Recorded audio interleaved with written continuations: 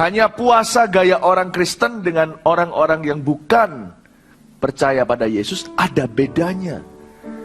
Kelihatannya sama-sama gak makan atau pantang sesuatu, tapi fondasinya tidak sama. Saya ajak kita untuk melihat tentang puasa. Puasa ini penting sekali. Saya tinggi 184 cm. Berat badan saya normalnya 82 kilo. Bicara soal berat badan, banyak orang gak pede. Ya sudahlah, saya biar jadi tumbalnya. Hari ini saya 76 kilo. Ada banyak orang lihat saya, kenapa kurus. Iya, menjelang FKA. Selalu begitu. Dan saya belum puasa yang total-totalan loh ya. Puasa total-totalan yang berhari-hari saya biasanya nggak makan dan minum. Jangan Anda coba kalau Anda belum latihan dulu, belum pernah sebelumnya. Nanti kalau saya sudah berapa hari ke depan ini, sudah hitung mundur ke FKA Jumat Sabtu, saya nggak makan mungkin berhari-hari. Nah itu saya bisa turun sampai 74 kali. Bayangin, turun berapa kilo dari 82 ke 76? 6 kilo. Orang mau turun berat badan harus bayar mahal, saya free. Dengan puasa saja. Saya cerita gini, bukan sok rohani, karena puasa tidak boleh digembar-gemborkan. Kecuali saya mengajar keluarga sendiri atau anak-anak rohani, yaitu jemaat sendiri. Saya ajarkan kepada Anda, puasa itu indah, kalau Anda mengerti maknanya. Kalau kita tahu bagaimana kita berpuasa dengan benar, hidup Anda akan mengalami bukan hanya terobosan baru, tapi level iman yang lebih tinggi dalam Tuhan. Dan kita akan diubah menjadi semakin rupanya kita, semakin segambar dan serupa dengan Tuhan Yesus. Mari kita buka sama-sama Lukas pasal yang kelima. Hal berpuasa. Thank you. Lukas pasal 5 ayat 33 sampai ayat 39. Kita baca bersama-sama dulu dengan suara keras.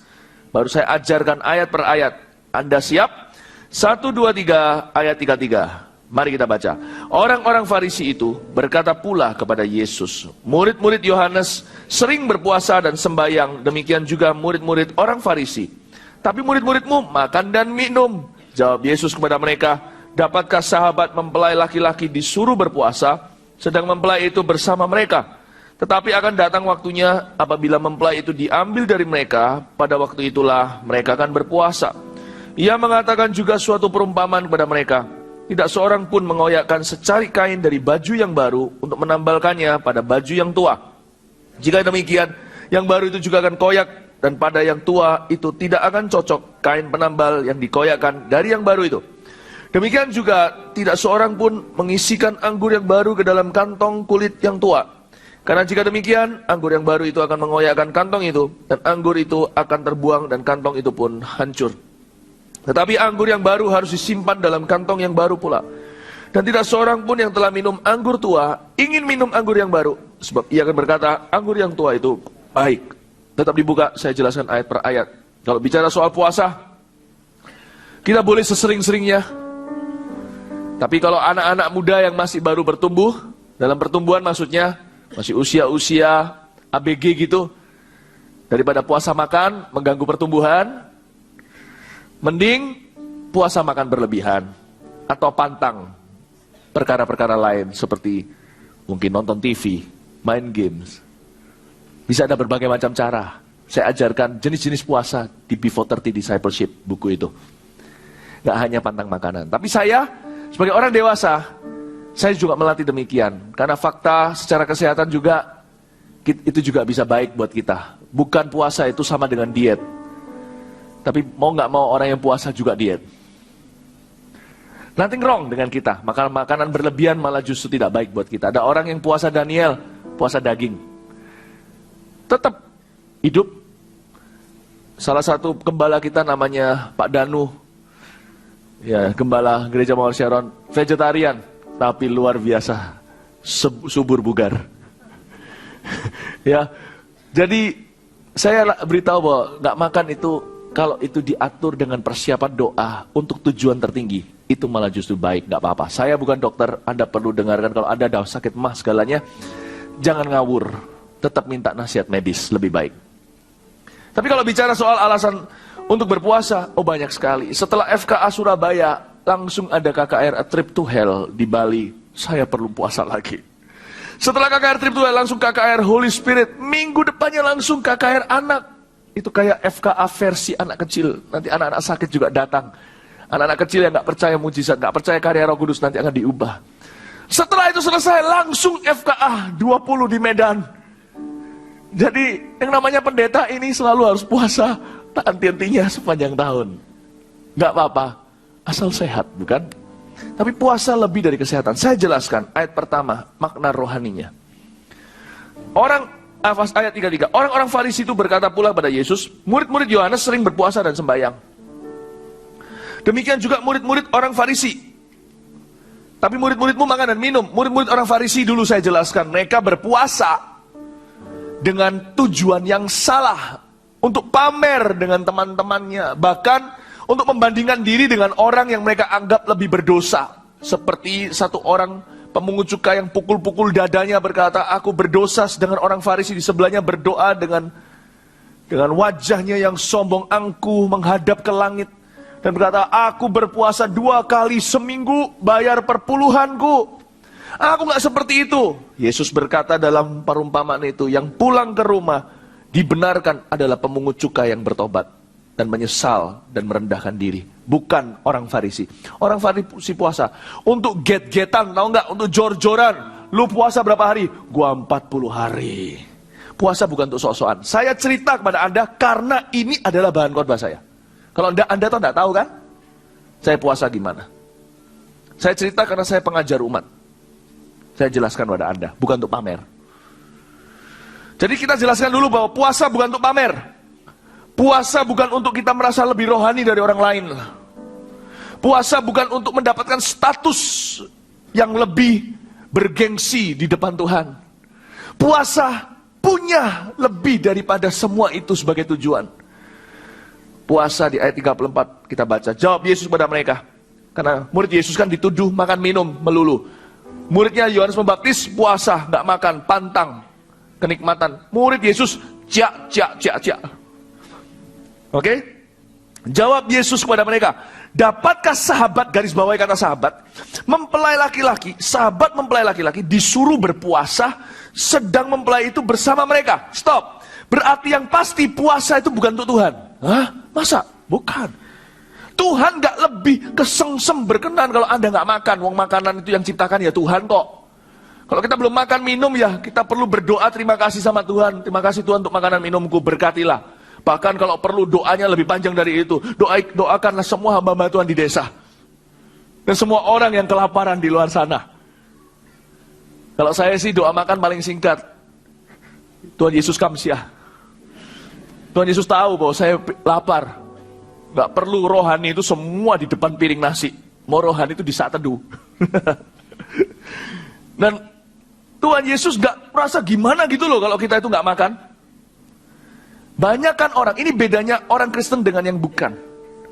Kebanyakan orang berhubungan dengan makan tidak sama pemahamannya dengan kebenaran yang kita percayai dan yakini. Ada orang yang gak makan demi mendapatkan pengampunan, demi mendapatkan penyucian. Emangnya gak makan bisa lebih suci gitu? Enggak. Sebab apa yang masuk ke dalam tubuhmu tidak menajiskanmu maupun menyucikanmu. Tapi apa yang keluar dari hatimu. Karena itu hati harus bersih, bukan perut. Makan gak makan itu urusan kesehatan. Gak ada hubungannya. Kita pantang makanan tertentu itu bukan karena nanti kalau makan itu dosa. Kecuali makan orang. Makan uang orang juga sama. Gak ada hubungannya. Jadi harus tahu dulu. Di sini dikatakan di ayat 34, Yesus berkata, dapatkah sahabat mempelai laki-laki itu berpuasa kalau mempelai itu masih bersama dengan mereka? Tuhan Yesus berkata, wong aku masih sama mereka kok mereka suruh puasa. Emangnya kalau mereka gak makan, mereka lebih berguna gitu buat saya, kata Tuhan. Emangnya kalau mereka kelaparan itu, bukannya mereka justru jadi beban buat aku? Tuhan Yesus berkata demikian. Enggak, bukan untuk saya. Bukan untuk saya. Ada orang juga soal makan makanan berhala harus dikasih makanan segala. Lalu dan sebagainya. Aduh, saudara, banyak orang keyakinannya seputar makan atau nggak makan. No. Puasa itu tujuannya praktis sekali. Meskipun supranatural, praktis luar biasa. Kalau Anda tahu bagaimana menggunakan sarana ini, Yesus pun berpuasa malam 40 hari 40 malam. Kalau Anda tahu gimana menggunakan ini, Anda akan ketemu dengan persediaan Allah yang tak terbatas. Goodness, wish you know. Kalau Anda tahu gimana berpuasa, bukan cuman bagi orang yang kolesterolan, gak akan kolesterolan lagi. Bukan hanya kesehatan kita diberkati kalau kita puasanya betul-betul dipersiapkan dengan benar, dengan bijaksana. Tapi akan terjadi terobosan luar biasa dalam hidup kita. Akan ada kuasa. Yesus pulang dari puasa itu, setelah dicobai di padang gurun 40 hari 40 malam, gak makan minum, dia kembali itu dalam kuasa yang besar ke Galilea. Oh, andai kata Anda mengerti gimana menggunakan saluran ini, Anda akan menyaksikan pekerjaan Allah dalam pekerjaan Anda. But how do we fast? Gimana kita puasa? Kita lihat ayat 35, kita ngerti sekarang poin pertama. Tetapi akan datang waktunya, kata Yesus, apabila mempelai itu diambil dari mereka, 2000 tahun lalu hari ini Yesus bangkit, 40 hari kemudian dia naik ke sorga. Ini yang dimaksudkan dan dinubuatkan oleh dia. Ketika mempelai itu diambil dari mereka, pada waktu itulah mereka akan berpuasa. Jadi puasa itu bukan untuk Tuhan. Puasa itu untuk orang. Dan selalu orang lain. Kalau Anda mau puasa, tak kasih bocoran secepatnya deh, supaya Anda tidak penasaran. Anda mau puasa, puasalah untuk tetanggamu, sebelah kanan kirimu itu. Bukan untuk Tuhan. Dengan demikian, Anda menyatukan diri dengan puasa Yesus. Yesus puasa apakah dia supaya lebih suci? Dia anak Allah, dia gak berdosa. Dia puasa untuk kita. Kalau kita puasa untuk orang lain, kita seperti dia. Nah itu loh jalur persahabatan. Itu jalur persahabatan. Kalau papa sukanya buat kerajinan, kalau papa sukanya buat kerajinan ya kan, di gudang Anda kalau sebagai anaknya lama-lama setelah beranjak dewasa lihat papa sukanya itu melulu. Kalau Anda mau dekat dengan papa Anda, lakukan apa yang dia lakukan. Tiru dia atau barengi dia, sertai dia di Getsemaninya. Anda akan jadi dekat dengan dia. Mama kalau suka masak, siapa mau deketin mama? Coba sekalipun Anda tidak suka, belajar suka apa yang dia suka, yang beliau suka. Ikutlah masak. Nanti lama-lama di dapur bisa dekat dengan ibumu. Mau dekat dengan Tuhan Yesus? Tuhan Yesus itu suka puasa. Untuk kita.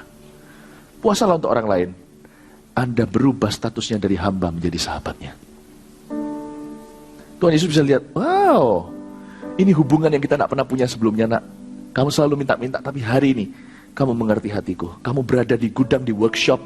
Kamu berada di garasi bersama dengan papa. Wow, aku melihat anakku seolah-olah seperti orang lain hari ini. Anak yang tidak pernah ku kenal. Selama di rumah hanya anak yang meretang, minta-minta. Tapi di sini kita rekan nak, kita rekan. Ada suatu kebanggaan, hubungan yang baru dengan Tuhan. Karena itu puasa adalah sarana, adalah batu loncatan menjadi sahabat Allah. Tapi kalau puasanya demi kurus, nah itu bukan Yesus. Yesus tuh masih puasa loh sampai hari ini. Dia berkata, aku gak akan minum kembali anggur itu sampai kedatangan kerajaanku. Tahu kan Yesus ketika dia bangkit, dia berkata sama Maria Magdalena, jangan jamah, aku mau pergi kepada Bapa. Lalu dia juga sempat berkata, aku gak akan minum anggur ini lagi. Waktu perjamuan kudus dia berkata, ini terakhir kali aku minum anggur ini, aku gak akan minum lagi sampai kedatanganku yang kedua kali. Luar biasa. Tuhan bukannya suka alkohol, tapi minuman zaman itu di Palestina atau di Israel saat itu, salah satunya anak-anak kecil di sana minumnya adalah anggur-anggur itu. Anggur kana, anggur apa.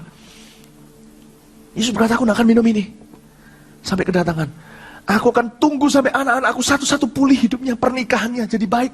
Aku tunggu sampai bisnis mereka diberkati. Baru suatu hari aku akan pesta, di pesta anak domba Allah, yaitu pestaku nanti. Baru aku minum anggur pesta itu. Dia bukan berbicara tentang anggur dunia. Dia berbicara tentang makanan surgawi kesukaannya. Dia puasain sampai hari ini untuk kita. Karena itu ada ayat yang di Ibrani, dia berdoa senantiasa untuk orang percaya. Di Roma 8 dikatakan Roh Allah tahu apa yang didoakan. Dia berdoa senantiasa untuk orang-orang kudus. Karena itu saudara-saudara, sekalipun makanan diciptakan oleh Tuhan, kita punya pilihan. Saya suka bergabung dengan Tuhan dalam kesengsaraan. Kalau tidak ada penderitaan, saya cari penderitaan itu. Penderitaan badani yang saya sengaja, namanya puasa. namanya puasa. Sekali lagi saya ingatkan, cara prakteknya bagi Anda yang masih pertumbuhan. Masih pertumbuhan ke atas, kalau kita sih sudah pertumbuhannya ke samping. Masih ke atas. Jangan terus gak makan segalanya, nanti mama papa khawatir. Anda masih perlu gizi itu semua. Kalau kita sekarang, metabolismenya udah berubah. Sedikit kebanyakan gizi, udah jadi asam urat. I think fasting is good loh. It's really good. Perut itu gitu, dikasih makan lebih, tambah kepingin banyak. Kalau malam ya, orang mau puasa biasanya gini, sebelum puasa nih, makan sebanyak-banyaknya. Itu malah justru besok puasanya susah. Iya kan? Tahu kan? Setelah selesai puasa, balas dendam. Makan sebanyak-banyaknya, seolah-olah penderitaan tadi tidak sukarela. Jangan begitu juga, sakit mah. Orang yang ngerti puasa untuk apa, ikut-ikutan. Begitu. Saya kasihan dengan orang-orang tertentu yang puasanya karena ikut ritual agamawi saja. Tukang-tukang contohnya pada saat tertentu. Wah malas, jadi kerjanya. Puasa bukan untuk buat kita tidur pada siang hari, gak berbuat apa-apa. Ada kekuatan Allah seperti Daniel ketika puasa, tambah gemuk iya. Daniel butuh gemuk waktu itu. Sadrak, Mesak, Abednego juga. Di Babilonia mereka tambah bugar. Mereka kasih makan begitu sayuran, tapi mereka tambah bugar. Luar biasa tambah kuat. Puasa itu tujuannya untuk orang lain. Dikatakan di sini, kalau mempelai itu ada, ngapain puasa? Tapi ketika mempelai itu diambil, nah puasalah. Karena sekarang gerejaku menempati posisiku untuk orang lain. Kenapa ketika mempelai itu diambil, mereka harus berpuasa? Ketika mempelai itu diambil, otomatis kitalah yang harus melakukan pekerjaan Allah. Dan ketika Yesus di dunia, dia puasa untuk umat pelayanannya. Amin Bapak Ibu Saudara. Saya puasa berapa hari pernah. Yang paling berat itu hari kedua. My goodness. Semua orang tak lihat, kelihatan seperti bakpao semuanya. Aku mau makan kamu secuil aja kalau bisa. Tapi setelah itu, oke tuh. Jangan coba langsung dor 40 hari, nanti masuk ICU. Saya pernah 40 hari. Tapi hanya minum cairan. Tapi saya nggak mau, ini cuma sekedar, saya cerita-cerita lah ya, saya nggak suka kalau kayak khotbah itu kaku-kaku, saya mau cerita-cerita. Saya pernah, malah justru tahun pertama saya terima Tuhan, 40 hari, hanya minum cairan.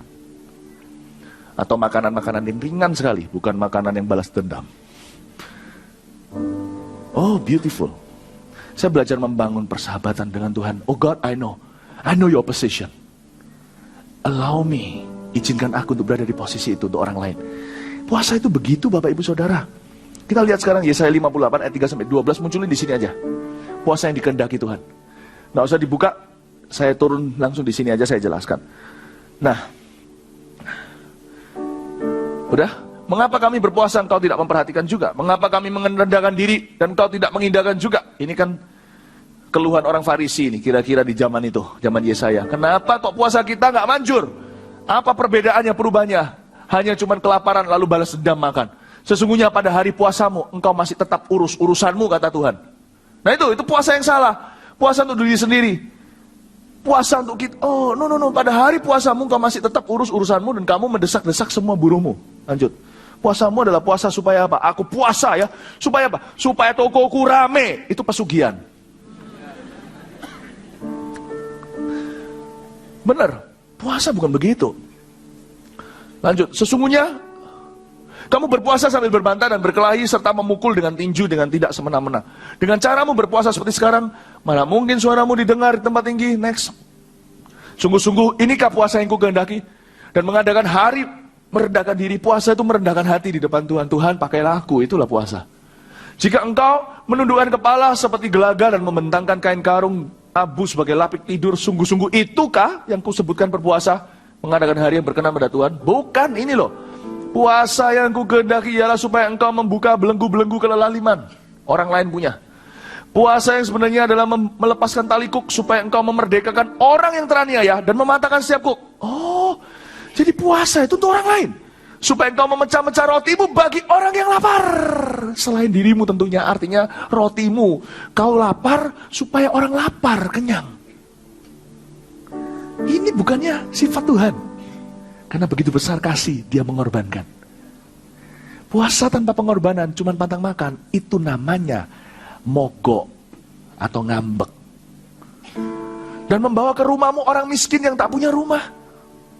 Dan apabila engkau melihat orang telanjang supaya engkau memberi dia pakaian dan tidak menyembunyikan dia terhadap saudaramu sendiri. Next. Waktu itulah terangmu akan merekah seperti fajar. Bagaimana tidak?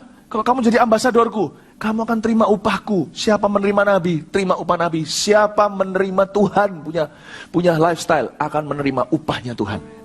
Dan merekah seperti fajar, lukamu akan pulih dengan segera, tanpa minta. Kebenaran menjadi barisan depanmu, dan kemuliaan Tuhan barisan belakangmu.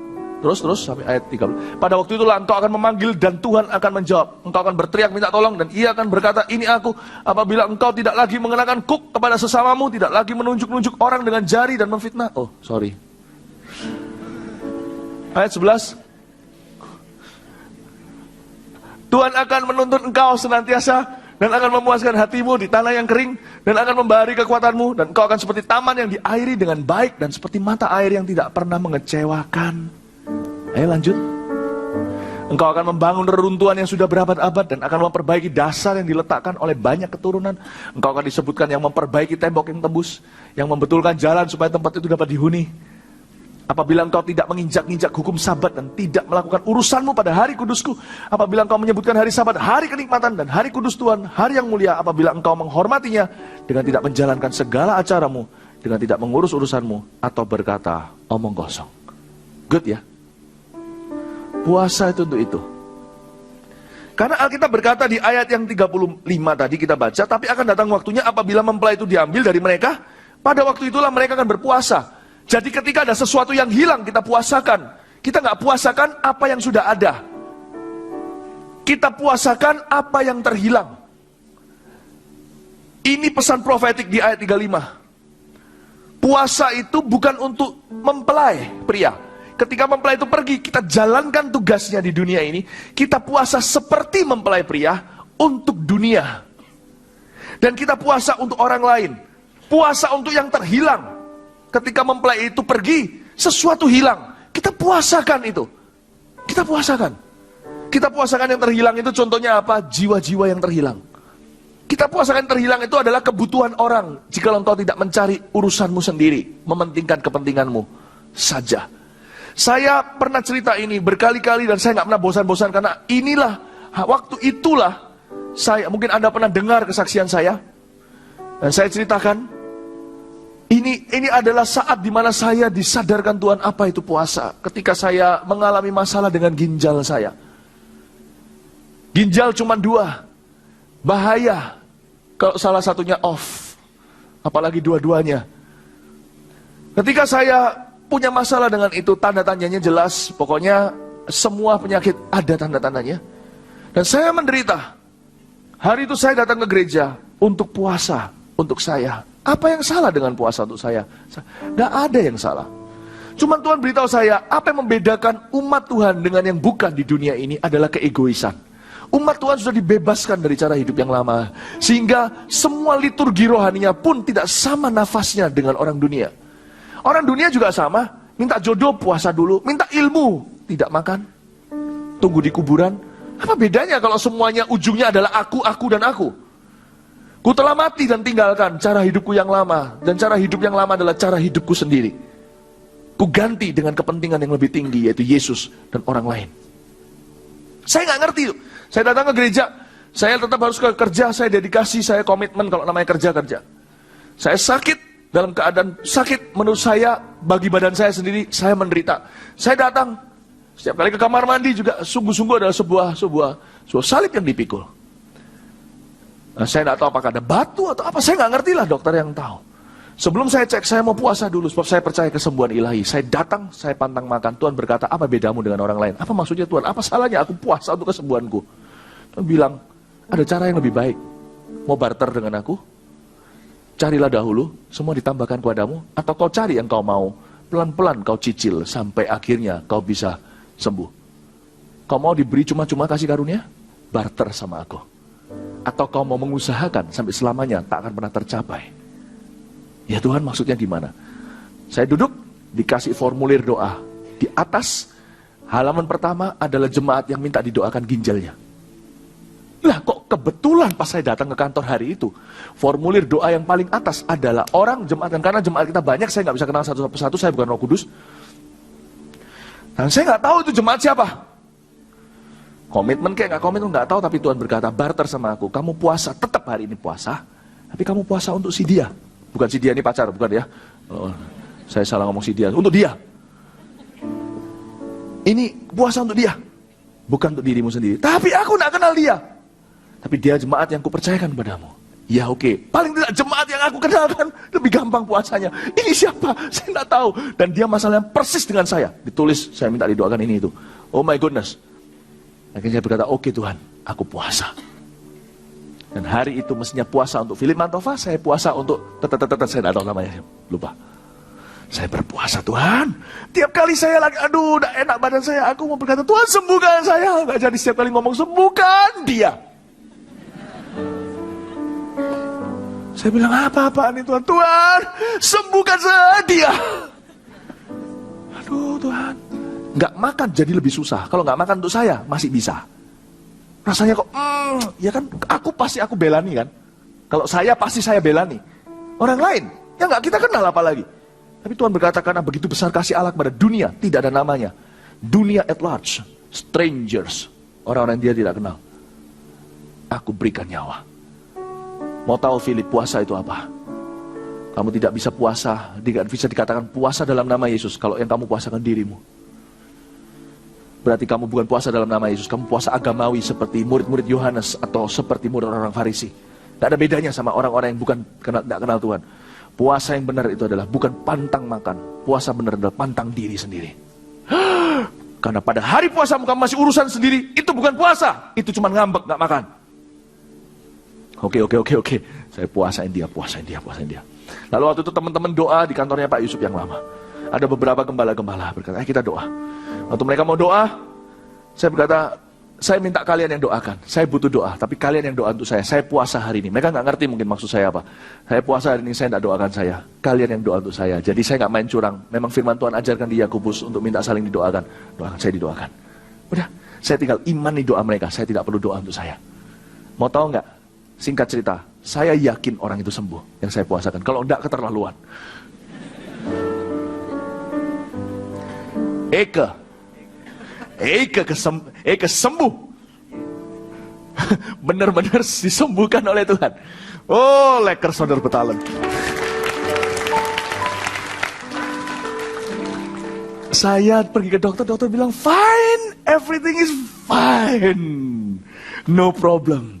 Manifestasi tanda-tandanya semua juga hilang. Sampai hari ini masalah itu tidak pernah kembali. Saya ceritain, ada banyak cerita sebelum saya naik ke sini. Saya diceritain beberapa orang karena hari ini kita di dalam hawanya FKA. Ada banyak pelayan FKA, waktu melayani lupa diri sendiri, justru sembuh. Berapa banyak? Udah FKA 19 kali, besok ini 18 kali sebelumnya. Ada orang yang tangannya tidak bisa angkat barang, nggak bisa buka sorokan atau laci, bisa angkat kursi roda setelah selesai. Loh, tanganku kenapa? Kok begini? Kok bisa kuat? Punggungnya. Aduh, satu persatu cerita. Ada satu orang ibu yang selalu harus minum air hangat. Kalau enggak, dia akan batuk, enggak karuan. Batuk yang tipe harus masuk ICU itu loh. Masuk UGD lah, ICU. Dia melayani orang sakit begitu rupa setelah sekian berjam-jam. Sekian puluh orang yang dia layani, dia kaget. Loh, aku kok belum minum sama sekali. Tak sedikit orang satu persatu disembuhkan. Ketika orang membuat FKA itu, contohnya, FKA ini bukan acaranya, ini sarana untuk jadi sahabat dengan Tuhan bagi dunia. Ketika mereka betul-betul jor-joran habis-habisan fokusnya kepada Tuhan, ada yang keluar hutang pada saat hari FKA diadakan. Partnership FKA waktu itu diadakan. Keluar dari hutang. Hari itu pertama kali di bank booknya biru setelah bertahun-tahun merah. Dan terangmu akan merekah seperti fajar. Lukamu akan sembuh sendiri. Itu luar biasa. Bapak Ibu, banyak cerita tentang bagaimana ini namanya ini. Makanya saya sebut ini adalah Tuhan lagi buka saham. Untuk shareholder masuk dalam pekerjaannya. Tuhan lagi angkat sahabat atau partner kerja. Dia nggak cari pegawai. Dia nggak cari pegawai bawahan. Dia cari orang yang sehati share dengan dia jadiin shareholder. Masa orang gitu kalau compang-camping Tuhan tinggalkan? Kan nama company-nya sorga yang akan dipermalukan. Kalau saya jadi shareholdernya Tuhan, saya ginjalan, siapa yang dipermalukan? Tuhan kan perintahkan malaikatnya. Mazmur 133, commanded blessings, berkat yang diperintahkan. Itu yang itu, targetkan itu, dikasih laser gun dari sorga, sehingga tidak melenceng roketnya ke rumah lain. Jadi sorry, berkat itu tidak tiba-tiba kebetulan nimpluk di atas, timbrung di atas rumahmu. Dia pilih rumah saya di Cempaka sini. Dia targetkan, selesaikan urusan ginjal itu. Targetkan kemari. Commanded blessing to me. Kalau enggak, the company, perusahaan kerajaan Allah itu yang dipermalukan. Kalau Anda jadi sahabat, Anda enggak mau jadi hamba lagi. Bukan berarti tidak berarti hamba, jangan salah. Tuhan membuka kesempatan Anda punya urapan seorang sahabat. Kalau bisnis Anda seperti itu sama Tuhan, bisnis Anda menjadi bisnisnya. Tuhan yang berkepentingan, Tuhan yang mengurusi, Tuhan yang membela. Amin Bapak Ibu Saudara. Coba bayangin kalau Anda puasa seperti itu. Carilah alasan untuk puasa. Ya, lihat ini. Kita baca ayat 36. Saya sudah mau selesai. Ia mengatakan juga suatu perumpamaan kepada mereka, tidak seorang pun mengoyakkan secarik kain dari baju yang baru untuk menambalkannya pada baju yang tua. Jika demikian, yang baru itu juga akan koyak, dan pada yang tua itu tidak akan cocok kain penambal yang dikoyakkan dari yang baru itu. Dengan kata lain, kalau mau cocok sama Tuhan, Tuhan itu seperti secarik kain kita, Tuhan itu seperti baju yang baru. Kita seperti secarik kain, Tuhan seperti baju itu. Kalau Tuhan kita suka puasa untuk orang lain, hendaknya kalau kita puasa juga untuk orang lain, baru cocok. Demikian juga tidak seorang pun, ayat 37, mengisikan anggur yang baru ke dalam kantong kulit yang tua. Karena jika demikian, anggur yang baru itu akan mengoyakkan kantong itu, dan anggur itu akan terbuang, dan kantong itu pun hancur. Kantong baru, anggur baru, dan anggurnya pun harus cocok. Urapan Tuhan bukan urapan egoisme. Urapan Tuhan adalah urapan berkorban. Diberkatilah bisnis-bisnis yang berani berkorban untuk Tuhan. Diberkatilah kehidupan keluarga yang berani berkorban untuk Tuhan. Carilah kerajaanku, akan semuanya ditambahkan kepadamu. Tahukah saya tidak pernah puasakan untuk urapan saya? Urapan saya bertambah ketika saya puasakan untuk hamba Tuhan lain. Saya puasakan untuk anak-anak rohani saya. Kuasa nama Yesus, kuasa kasih-Nya. Saya puasakan untuk gereja-gereja lain. Saya puasa, saya praktekkan targeted fasting. Saya puasakan. Kalau Anda bisnis dalam masalah, saya sarankan, kalau Anda puasa untuk bisnis Anda, tidak ada bedanya Anda dengan orang dunia. Puas, cari, pasti ada di lingkup sekeliling Anda orang yang mirip dengan Anda, lebih terpuruk atau sama. Cari orang-orang itu. Puasakan musuh-musuhmu. Mungkin Anda berkata, susah dilakukan. Cuman itu aja loh harganya, susah dilakukan, itu aja loh. Kalau dilakukan kan Anda tahu khasiatnya. Cari, kalau Anda sekarang kanker stadium 3, cari yang stadium 4. Kalau nggak ada, yang stadium 2 juga bisa diterima. Cari, doain. Anda nggak akan berseru Tuhan sembuhkan orang kanan kiri. Nanti Tuhan akan beritahukan kepada malaikatnya commanded blessing. Itu ya, private property-ku, Tuhan bilang. Itu shareholder-ku.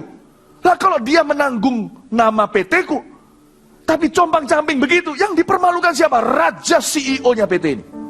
Aku udah akan izinkan dia terlantar sembarangan. Malaikut. Amin Bapak Ibu, bisa mengerti pahamnya cara Tuhan berpikir. Oh, saya targetkan. Baik itu secara saya puasakan secara company, saya puasakan. Oh, karena itu saya nggak pernah loh puasakan keuangan saya, nggak pernah. Yang saya puasakan terus terang saya nggak mau buka di sini, nanti saya kehilangan pahala. Tapi di antara jemaat satu persatu saya pilih. Giliran saya puasakan keuangan ini, keuangan itu. Orang ini lagi uangnya kecantol, jadi saya puasakan. Saya tidak pernah berkata, Tuhan beri aku uang. Tuhan penuhi saya. Karena sekarang posisinya berbeda. Maaf Tuhan kalau saya bicara kurang ajar. Sekarang posisinya sorga yang perlu aku. Oh, waktu suatu hari di pesawat, sungguh-sungguh puasa sementara. Karena makanan minuman dihentikan, karena goncangan. Goncangan. Orang kanan kiri berdoa sama Tuhannya masing-masing. Ada yang tangannya begini, ada yang tangannya begitu, ada yang begitu, ada yang semuanya. Kertas doa yang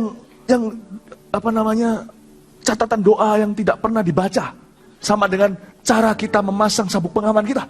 Itu dikeluarkan oleh orang-orang karena goncangan hebat. Karena saya sering di pesawat, jadi kadang-kadang terima juga goncangan yang begitu-gitu sekali-kali. Khususnya waktu di atas Brunei Darussalam waktu itu. Goncangnya itu kayak ya. Pada waktu seperti itu, semua orang berdoa. Saya masih ingat, saya juga takut. Lah masa nggak takut? Terus terang aja, sekalipun mau feong ya ada takutnya. Lalu kalau dijatuhin free fall gitu apa nggak ngeri ya? Oh, orang kalau naik bungee jumping itu pun cuma sok-sokan. Saya dulu kan di Bali waktu kita masih, keluarga saya dan keluarga calon istri saya sekarang, ya waktu kita mau pergi sama-sama berlibur itu kan kita sudah tunangan. Sama-sama kita pergi dua family untuk mendekatkan diri. Wah, pergi sama keluarganya istri saya, jalan lewat bungee jumping. Dasar cowok kan suka membual ya. Gitu aja kok gua berani. Gua ditantang, ayo. Saya sudah tidak bisa telan ludah saya. Nggak, ayo. Padahal saya nggak pernah bungee jumping sebelumnya. Itu gila. Itu orang yang kayak gitu tuh cuma nganggur aja. Saya mau naik, tapi saya berkata, Tuhan tolong aku takut. Saya bukan takut ketinggian, cuman kalau dicemplungkan kayak gitu ya mikir lah ya. Kecuali kalau ada tujuan, contohnya kalau di bawah sana ada sesuatu, kalau Anda perlu pertolongan, saya pasti lompat. Apa maksudnya? Ya. Nah itu saya berdoa, Tuhan tolong saya, Tuhan luputkan aku dari cawan ini. Tapi biarlah kehendakku yang jadi kali ini. Jangan. Saya berkata sama istri saya, kamu tetap cinta aku toh kalau aku nggak lompat. Tetap mau menikah dengan aku? Ya oke, nggak usah wis. Hanya laki-laki, jangan membual. Wah, ya. Takut. Wedi aku. Itu saya takut di pesawat ya. Tapi Tuhan bilang, kamu mau selamat gak pesawat ini? Nggak mau, gampang. Buat aku terharu. Aku gak susah kok buat terharu. Aku gak perlu uang. Tuhan itu pejabat paling gampang di lobi. Paling mudah di lobi. Kayak papa sama anaknya. Anaknya gak boleh es krim. Anaknya, sekali dapat es krim, pasti gak dikasih lain kali. Mau buat papa terharu, gampang. Gak usah bayar es krimnya, gak usah kasih ini, itu. Udah gak usah janji muluk. Mau.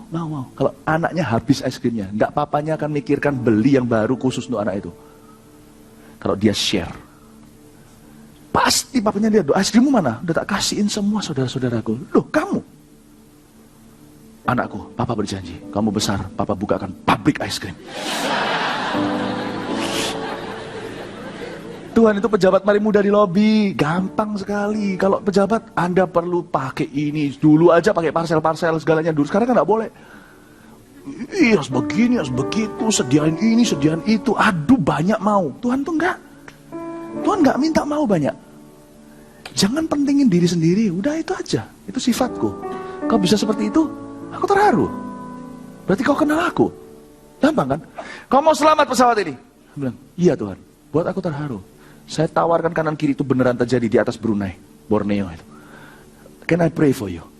Dengan ketakutan, saya berdoa untuk mereka. Saya Tuhan, supaya tenang. Saya tidak berkata, Tuhan, seperti semua passengers yang lain, oh selamatkan. Nanti semua kepercayaan berdoa menurut kecepatan masing-masing. Menurut ketakutan masing-masing. Aku beda. Saya di pesawat itu, aku pendeta. Satu-satunya pendeta. Kalau pendeta, podowai sami mawon. Saya beda. Saya tidak tahu ada berapa banyak pendeta di pesawat itu. Kemungkinan cuma saya seorang. Saya harus bersinar terang. Semuanya pakai segala gerakan doa. Saya diam saja. Saya berkata, tidak akan pesawat ini jatuh dengan aku di dalamnya. Kalaupun jatuh, sorry, aku satu-satunya yang selamat.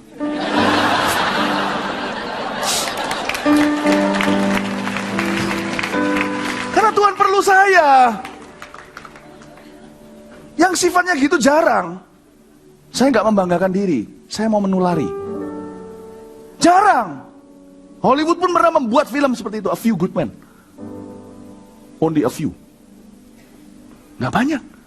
Sedikit. Agama banyak di dunia. Pengenalan akan Allah bisa dihitung dengan jari. Kalau aku mati, yang nangis surga. Mengerti maksud saya Bapak Ibu Saudara? Itu namanya percaya diri di dalam Tuhan. Dan itu timbul dari pengorbanan. Dan puasa melatih saya untuk jadi pribadi seperti itu. Bagaimana dengan Anda? Ini yang dimaksud di ayat berikutnya. Anda lihat sekarang. Tetapi anggur yang baru harus disimpan dalam kantong yang baru pula. Dan tidak, oh haleluya 39. Dan tidak seorang pun yang telah minum anggur tua ingin minum anggur yang baru. Sebab ia akan berkata anggur yang tua itu baik. Ketika saya lihat kanan kiri saya orang berdoa dengan kecepatan masing-masing, saya cuma berkata, anggur baru, sekya.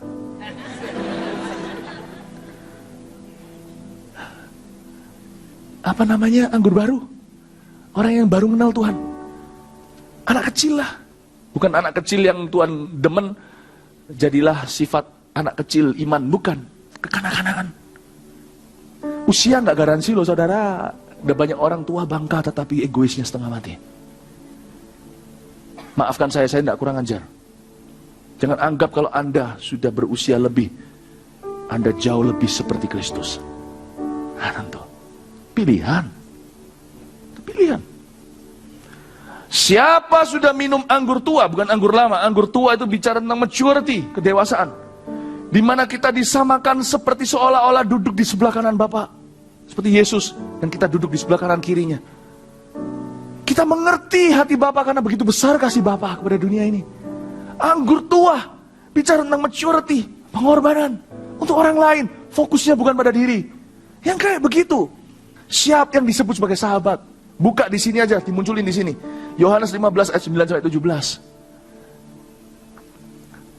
Seperti Bapa telah mengasihi aku, demikianlah juga aku telah mengasihi kamu. Yesus berkata, kayak aku sama Bapa hubungannya, kamu juga harus hubungannya sama aku kayak gitu. Seperti union, perfect union, persatuanku yang tidak terpisah dengan Bapa, persatuanmu dengan aku juga harus begitu, harus mirip. Tinggallah dalam kasihku itu. Kasih seperti apa? Lihat. Jikalau kamu menuruti perintahku, kamu akan tinggal dalam kasihku. Seperti aku menuruti perintah Bapakku dan tinggal dalam kasihnya. Contohlah patron ini. Ayat berikutnya, semua itu kukatakan padamu supaya sukacitaku ada di dalam kamu. Dan sukacitamu menjadi penuh. Inilah perintahku, yaitu supaya kamu saling mengasihi. Seperti aku telah mengasihi kamu. Tidak ada kasih. Ini loh, tinggal dalam kasih kan katanya tadi Bapak bilang apa? Tinggallah dalam kasih. Nah inilah kasih itu. Tidak ada kasih yang lebih besar daripada kasih seorang yang memberikan nyawanya untuk sahabat-sahabatnya. Kamu adalah sahabatku jikalau kamu berbuat apa yang kuperintahkan padamu. Saya ulang lagi, yaitu kasih. Kasih yang memberikan nyawa untuk sahabatnya. Kamu adalah sahabatku jika kamu berbuat apa yang kuperintahkan padamu. Terus, aku tidak menyebut kamu lagi hamba. Sebab hamba gak tahu apa yang diperbuat oleh tuannya. Cuman ngerengek-ngerengek doang. Tapi aku menyebut kamu sahabat. Karena aku telah memberitahukan kepada kamu segala sesuatu yang telah kudengar dari Bapakku. Apa yang saya sampaikan pada Anda, berhenti sebentar di sini. Apa yang didengar oleh Yesus dari Bapa? Sekarang saya dengar dari Yesus, saya sampaikan Anda. Hati Bapa sesungguhnya. Dia ingin sekali seorang udah jadi sahabatnya, gak mau jadi hambanya. Sekali kita mencicip anggur tua, gak mau anggur baru. Aku gak jalan di level itu. Aku jalan di dalam sebuah otoritas yang dunia tidak tahu. Sebuah otoritas keyakinan. Berjalan di atas air. Sekalipun beribu-ribu meter di udara. Aku punya kepercayaan, keyakinan, iman yang tidak tergoyah. Bapakku memandang aku. Di atas aku tidak bisa jatuh. Di bawah aku tidak bisa dibunuh. Di api aku tidak hangus. Di air aku tidak hanyut. Kecuali kalau Bapak yang suruh jangan hanyutkan aku cemplung sendiri ke dalam. Kalau Bapak yang suruh tidak perlu aku dipaksa ke dalam api. Kalau Bapak tidak tolong aku tidak akan menyembahmu Baal. Sadrak, Mesak, Abednego berkata demikian. Tetapi selama Bapak mau aku di sini, tidak ada bisa mencabut aku. keyakinan itu tidak bisa muncul dari sekolah seminari teologi ya. Kebenaran itu muncul dari pengorbanan, dan kebenaran itu bisa menjadi keyakinan di dada lewat puasa yang benar. Mantap. Keberanian yang tidak bisa dipura-pura. Lanjut, ayat 16. Bukan kamu yang milih aku, tapi aku yang pilih kamu, dan aku telah menetapkan kamu supaya kamu pergi dan menghasilkan buah, dan buahmu itu tetap supaya apa yang kamu minta pada Bapa, minta apa saja dalam namaku, diberikannya kepadamu. Inilah perintahku kepadamu, kasihlah seorang akan yang lain. Ingat kasih tadi, tidak ada kasih lebih besar daripada yang menyerahkan nyawanya untuk sahabat-sahabatnya. Siapa minum anggur tua, tidak akan mau anggur baru. Setelah jadi sahabat, tidak mungkin kita ingin lagi jiwa kita hanya sebagai hamba. Kita berjalan dalam pengurapan yang baru. Bapak, Ibu, Saudara, kenapa kita berdoa dan Allah seolah-olah tidak mendengarkan, atau minimal iman kita kok rasanya tidak mantap-mantap juga? Selama kita perhatikan diri sendiri, kita akan selalu tertuduh di hati. Tapi sekali kita mencapai titik di mana aku adalah pilihanmu, bukan aku yang memilihmu, terjadilah kepadaku seturut kehendakmu. Pakailah aku, pakailah bisnisku, pakailah tanganku, pakailah kakiku, pakailah keluargaku, pakailah tubuhku. Ketika itu terjadi, Bapak, Ibu, Saudara, ada sebuah otoritas baru atas apapun yang kau kerjakan di dalam hidup ini. Amin. FKA sudah sedang berdetik, detik-detiknya sudah terasa. FKA bukanlah kesembuhan bagi orang sakit. Tidak pernah saya katakan Festival Kuasa Allah adalah kebaktian kesembuhan ilahi. Festival Kuasa Allah adalah sebuah perjumpaan yang mengubahkan. Inilah kesempatannya untuk Anda bisa puasa. Siapa yang mau puasa dengan saya? Dari 4 kebaktian, saya merasa saya harus bicara puasa di kebaktian 4 ini. Karena saya tahu di sini ada orang-orang yang dipilih Tuhan untuk berpuasa. Saya akan puasa besok lusa, dan sampai FKA. Kalau Anda mau ikut, ayo saya ajak jadi sahabat Allah bersama dengan saya. Puasa jangan untuk diri sendiri. Taruh sebentar kepentingan pribadi. Kita berdoa agar hadirat Allah dinyatakan di FKA. Agar jiwa-jiwa yang haus dan lapar dipuaskan. Agar mereka yang sakit disembuhkan, yang dibelenggu setan dibebaskan. Agar tetangga-tetangga Anda itu mau diajak ke sana. Agar keluarga Anda tidak mengeraskan hati dan mau hadir. Dan akhirnya akan mengalami lawatan Tuhan. Ayo kita doa. Anda punya bisnis, berdoa, Tuhan Yesus, aku belum bisa beri banyak sekarang, gak apa-apa. Tapi Anda bisa berdoa, ya Tuhan, aku berdoa supaya apa yang aku bisa lakukan, aku dukung FKA ini. Aku dukung gerakan Allah. Dengan demikian, Anda lakukan itu, Anda akan menjadi sahabat-sahabatnya. Cari alasan untuk selalu menjadi sahabat. Berhenti memiliki mentalitas hamba dan budak. Berhenti punya mentalitas kekurangan. Kalau aku dapat ini dan itu, kalau aku bisa beli mobil baru setelah itu aku melayanimu. Sudahlah, taruh mobilmu, pergilah dengan mobil itu. Jangan pernah kembali, tunjukkan muka Anda di gereja. Kalau itu adalah iman Anda. Don't take your tithing away. Ambil perpuluhanmu, ambil uangmu, pergi cabut. Jangan kembali. Gereja ini berdiri di atas dasar orang-orang yang berani berkorban sama Tuhan. Yang manja tidak welcome di sini. Ini tempatnya sahabat, kursi terbatas. Tapi orang yang mau sahabat, jadi sahabat Allah, disinilah engkau akan bertumbuh dengan pesat. Karena Allah akan melatihmu bagaimana berperang dengan cara surga. Carilah dulu kerajaan surga, segala sesuatu akan ditambahkan kepadamu. Ujilah aku, akan kubuka tingkap-tingkap langit yang tidak pernah kau bayangkan. Tuhan akan bekerja dalam kehidupan jemaat ini. Setelah FKA akan ada terobosan.